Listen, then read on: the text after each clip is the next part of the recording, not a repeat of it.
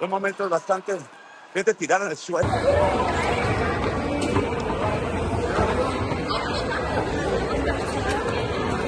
So Sunday morning, we left the house, my husband and I, and two of our friends to go on a whale watching expedition. About 8:30, we were about halfway there, about 3 miles from our home, when the car in front of us suddenly made an abrupt U-turn.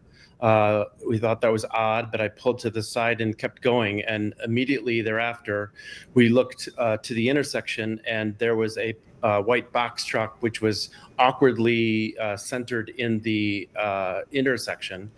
And immediately thereafter, a young man came running with a gun pointed at our windshield to us, screaming in Spanish, "Get out of the car, get out of the car." I held up my hands. We thought it was just a carjacking or a robbery.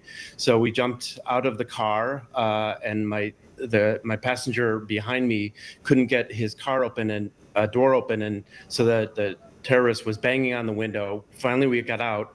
The guy jumped in the driver's seat, and with his gun in one hand and holding onto the steering wheel, he was able to maneuver our car just adjacent to the truck in the intersection, hopped out and threw an incendiary device or some sort of bomb in the car, which immediately exploded in flames. And then 2 seconds later, the truck was also on fire.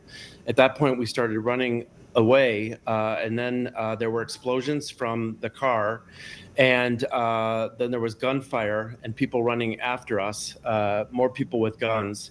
Then they just started grabbing people as more traffic started coming towards the intersection. Some people were able to squeal and make U-turns and head away. Others were caught and were dragged out of their cars, and cars were moved also to block the road. And then shortly, we're talking like a matter of seconds, probably 20 seconds later, a city bus came up, and one of the terrorists ran onto the bus, shot his gun several times, and everyone ran off the bus. And then he commandeered the bus and made it also block the road, and then set off a bomb in there. At that point, we were running down the street. One of my friends and I went to one side of the road. My husband and our other friend went to the other side of the road. In the chaos, we got separated. We were all just running away from the gunfire and explosions. And then a car came squealing past me and then suddenly stopped. And the driver motioned in Spanish that I should jump in his back seat. I jumped in the car not knowing who he was. My friend happened to be in the front seat. Two strangers were in the back seat with me. And then we just squealed out of there and headed downtown. We all hopped out. And then my friend and I ran towards the beach. And as we turned around, there was columns of black smoke, not just from the street we were on, but to the left, to the right, and all behind us, there were new columns of black smoke from recently set fires. And at that point, we realized it was not a simple carjacking of us, that it was something much more significant going on. Good Lord. I am so glad you're safe. I mean, in the midst of that, thank you. You must have been thinking you were lucky, right, to escape alive. Absolutely. I mean, in the moment, it was just shocking. We couldn't believe that it was happening. We felt like we were on a movie set. This is obviously, we've been in Puerto Vallarta for over 5 years. Nothing like this has ever happened. Puerto Vallarta is a very safe, tranquil, calm, beautiful place. And suddenly we were having guns pointed at us with explosions and fires and bombings and people running. It was crazy. Absolutely crazy. I mean, I was going to say, it's like being in a war zone. It was a war zone for those moments you witnessed there. Do you have any guidance from the U.S. State Department now as to where is safe? I mean, when we got back, my friend and I got back to our place, obviously we were checking our cell phones, and once we got back, we were online.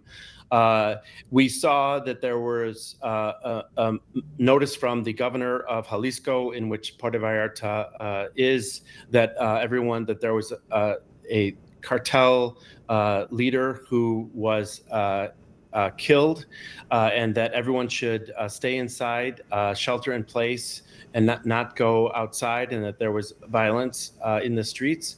Then we saw online there was a message from the Canadian government and ultimately from the U.S. government, just basically saying the same thing: just shelter in place, everyone stay inside. And all 6 of us at that point were all online on our phones, on our laptops, trying to get information. I will say that there was a lot of false information, disinformation, AI-generated photos and videos. It was hard to sometimes decipher what was real and what was not real. But the underlying theme of this is a widespread violence campaign was pretty clear. Do you have a way out now? Is anybody helping you get out of the country now? I work for Congressman Mike Quigley of the 5th District of Chicago of Illinois, and he's been in touch with me from the very beginning, and the various WhatsApp chats and group text chats, and I'm involved. So many expats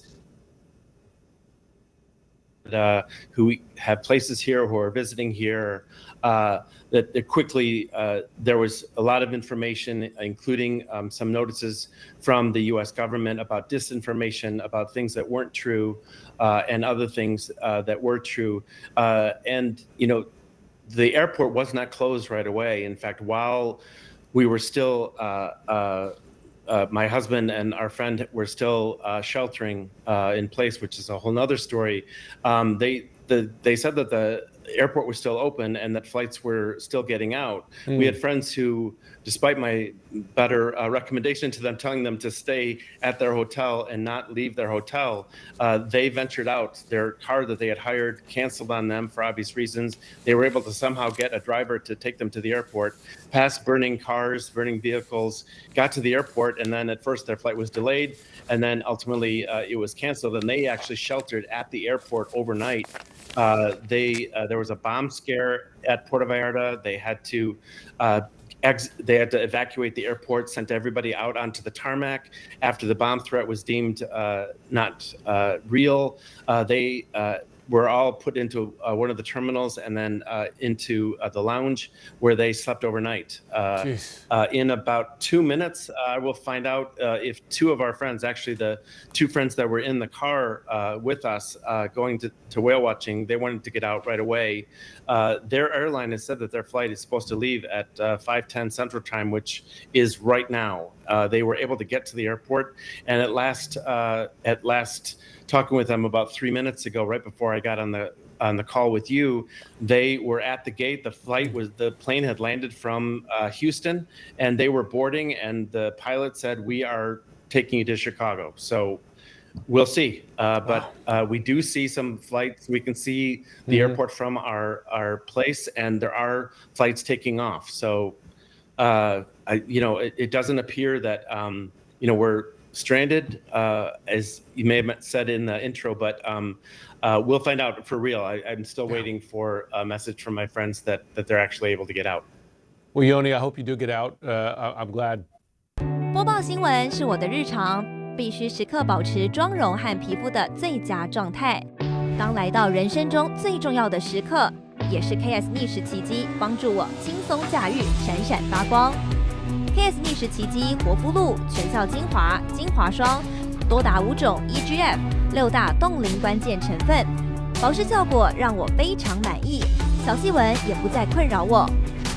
我就是我自己的最佳女主角 ，KS 让我从容自信、光彩动人。我是我人生中的大女主，我的最爱我做主。KS 逆时奇迹系列热卖中，下单请上快点购。